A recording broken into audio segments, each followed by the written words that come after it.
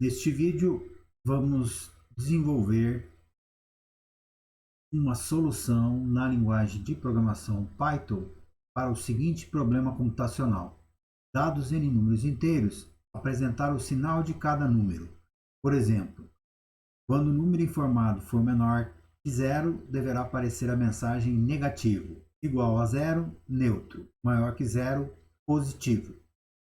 A solução ela será baseada em estruturas de decisão simples e uma estrutura de repetição do tipo for. Então, vamos aqui no ambiente de desenvolvimento idle, criar um novo arquivo de código-fonte, iniciando com a entrada de dados, na qual o usuário deverá informar quantos números serão testados.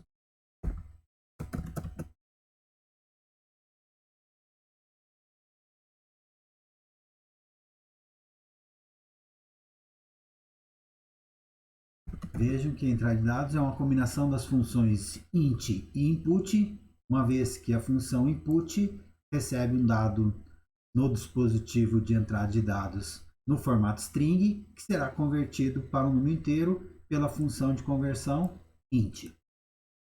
Uma linha em branco e um comando de repetição for, em que a variável de controle i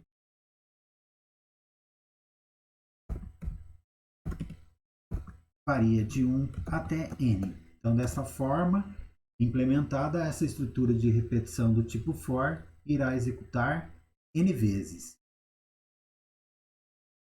Então, a entrada de dados do número que será verificado, novamente a combinação das funções de int e input, a mensagem do input será formatada para indicar a ordem do número na entrada de dados. Por exemplo, primeiro número, segundo número e assim por diante.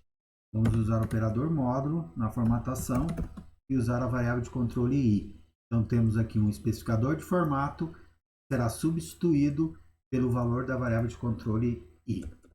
Agora, as estruturas de decisão simples, que verifica se o número é menor do que zero. Sendo menor que zero, a mensagem que será mostrada no dispositivo de saída será negativo. A segunda estrutura de decisão simples verifica se o número é neutro.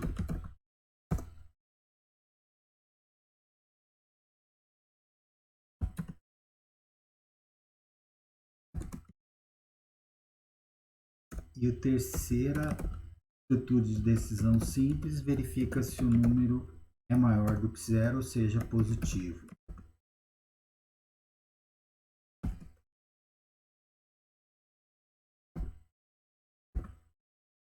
Pula a linha para separar cada entrada de dados e já podemos testar esse código-fonte. Vamos rodar o código. Como ele está sendo executado pela primeira vez, ele pede para salvar o código-fonte. Vou escolher minha pasta de exemplos e vou chamar esse código-fonte de ifs.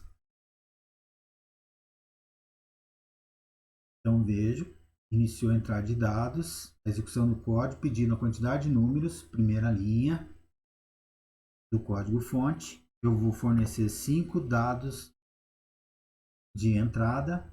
Então vejo que ele começa a estrutura de repetição, pedindo que você forneça o primeiro número. Vamos testar com o número -1. Então é um número menor do que zero, ou seja, negativo. A primeira regra, o primeiro if é verificado e os outros dois, igual a zero e maior que zero, são falsos. Agora vamos testar o número zero, neutro. Então a primeira regra é falsa, a segunda regra é verdadeira, trata-se de um número neutro, e a terceira regra não é maior do que zero o número, portanto a terceira regra é falsa. Agora vamos fornecer um número positivo, 1. Então vejo, primeira regra, ou seja, o número não é negativo, segunda regra, o número não é neutro, terceira regra verifica, o número é um número positivo.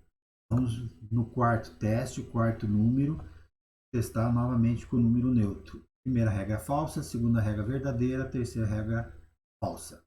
E o quinto e último dado de entrada, vamos testar agora com o número positivo, 10.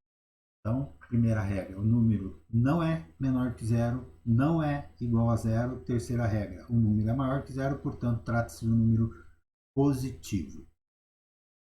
Então vejam, esse é o código-fonte para resolver esse problema proposto. Nessa entrada de dados, o usuário fornece a quantidade de números que serão testados.